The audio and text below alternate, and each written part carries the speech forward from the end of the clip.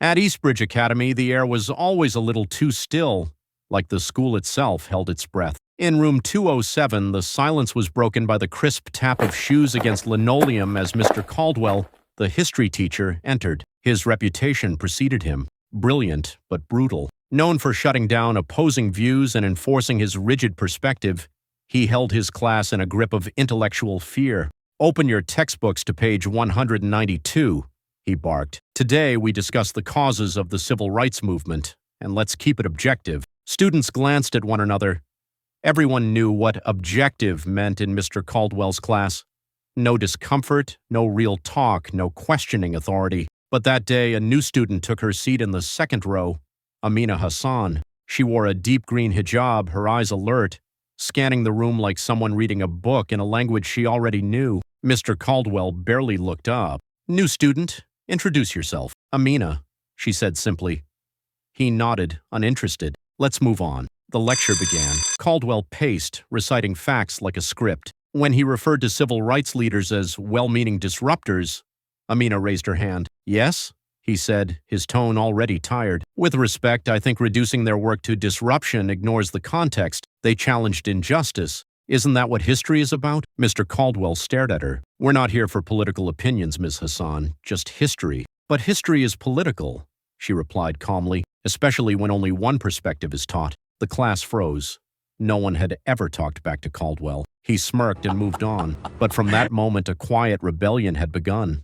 Over the next weeks, Amina continued to challenge the gaps in Caldwell's lessons, the omission of indigenous voices, the sanitizing of slavery, the erasure of activism led by women. Every time she was met with sarcasm or outright dismissal. "She seems determined to be difficult," Caldwell remarked one day, loud enough for the class to hear. Laughter followed, uneasy but real. Amina didn't laugh. She stayed composed, her voice firm, her points thoughtful. Her courage, even in the face of mockery, didn't go unnoticed. One by one, other students began to raise their hands. Jamal asked about redlining. Leah questioned why Asian American history wasn't part of the curriculum. Ravi brought up colonialism's modern consequences. Caldwell's control began to slip. Then came the debate assignment. Was the civil rights movement successful? Caldwell made Amina go first. She stood before the class, nervous but steady. "Success isn't a fixed point," she began. "The civil rights movement opened doors, but the House still has locked rooms. We can't measure progress only by laws, but by lives." The class was silent, not because they disagreed, but because they heard her. Caldwell clapped, slow and mocking, stirring words. But again, let's remember this is a history class, not a TED Talk. It would have ended there, except the next day, Amina's locker was found vandalized.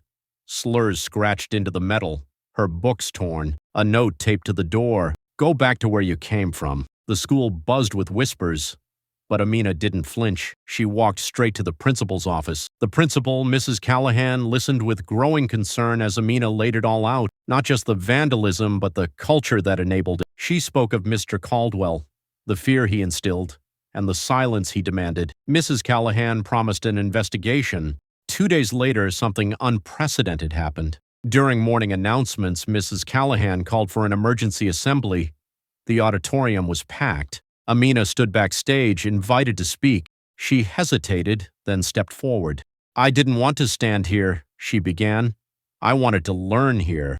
But learning can't happen where students are silenced, or teachers are unchecked, or where difference is treated like a threat." She shared her story, not to accuse, but to illuminate. Her voice didn't shake. Mr. Caldwell, seated in the front row, looked on, expression unreadable. When she finished, the room stayed silent, then broke into applause. Later that week, Caldwell was placed on leave. An internal review began. But the ripple didn't stop there. Students formed a diversity committee. Curriculum meetings were held with student voices included. Teachers received bias training.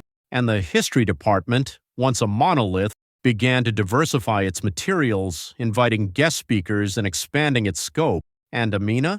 She became a leader, not because she asked to be, but because she refused to be silent. Her story wasn't just about confrontation, it was about transformation. By year's end, Eastbridge Academy had changed.